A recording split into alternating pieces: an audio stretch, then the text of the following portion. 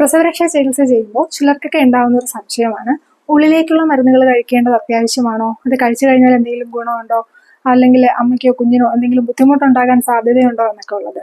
Postmortem recovery നമ്മുടെ ശരീരത്തിൽ സ്വാഭാവികമായിട്ട് തന്നെ നടക്കുന്ന ഒരു പ്രക്രിയയാണ്. നമ്മൾ ഉള്ളിലേക്ക് മരുന്ന് കഴിക്കുന്നതും പുറമേക്കുള്ള ചികിത്സ ചെയ്യുന്നതും ഈ പ്രക്രിയയെ ഒന്ന് വേഗത്തിലാക്കാനും മറ്റു കോംപ്ലിക്കേഷൻസ് ഒന്നും വരാതിരിക്കാനും വേണ്ടിയിട്ടാണ്. ആയുർവേദത്തിലെ എപ്പോഴും ഉള്ളിലേക്കുള്ള മരുന്നുകളായാലും പുറമേക്കുള്ള ചികിത്സയായാലും ഓരോ വ്യക്തികൾക്കനുസരിച്ച് വ്യത്യസ്തപ്പെട്ടിരിക്കും. അവരുടെ അപ്പോഴുള്ള അവസ്ഥ, പ്രസവം കഴിഞ്ഞിട്ട് എത്ര നാളായി, മറ്റെന്തെങ്കിലും അനുബന്ധ രോഗങ്ങളുണ്ടോ എന്നൊക്കെ അനുസരിച്ച് ഇത് വ്യത്യാസപ്പെട്ടിരിക്കും. പ്രസവം കഴിഞ്ഞ് ആദ്യത്തെ നാളുകളിൽ ഒന്ന് സ്ലോ ആയിട്ടുള്ള മെറ്റബോളിസത്തിനെ പഴയ ട്രാക്കിലേക്ക് കൊണ്ടുവരാനും ബ്ലീഡിംഗ് റെഗുലേറ്റ് ചെയ്യാനും പഴയ പോലെ സ്ട്രെങ്ത് തിരിച്ചു കൊണ്ടുവരാനും മുലപ്പാലിന്റെ ഗുണവും അളവും ഒക്കെ കൂട്ടാനും പറ്റുന്ന തരത്തിലുള്ള മെഡിസിൻസ് ആണ് സാധാരണയായി നമ്മൾ പ്രസവരക്ഷയ്ക്ക് ഉപയോഗിക്കുന്നത്. പക്ഷെ ചിലപ്പോഴൊക്കെ കണ്ടുവരാറുള്ളത് നമ്മുടെ നാട്ടിൽ കുറച്ച് അറിയപ്പെടുന്ന അരിഷ്ടങ്ങളും ലേഹ്യങ്ങളും ഒക്കെ ഓവർ ദ കൗണ്ടർ വാങ്ങി കഴിക്കുന്നതാണ്. പ്രിസ്ക്രിപ്ഷൻ ഒന്നും ഇല്ലാണ്ട് ഓവർ ദ കൗണ്ടർ മെഡിസിൻ നമ്മൾ കഴിക്കുമ്പോൾ ചിലപ്പോൾ അമ്മയുടെ ഡൈജഷന് ബുദ്ധിമുട്ടുണ്ടായേക്കാം.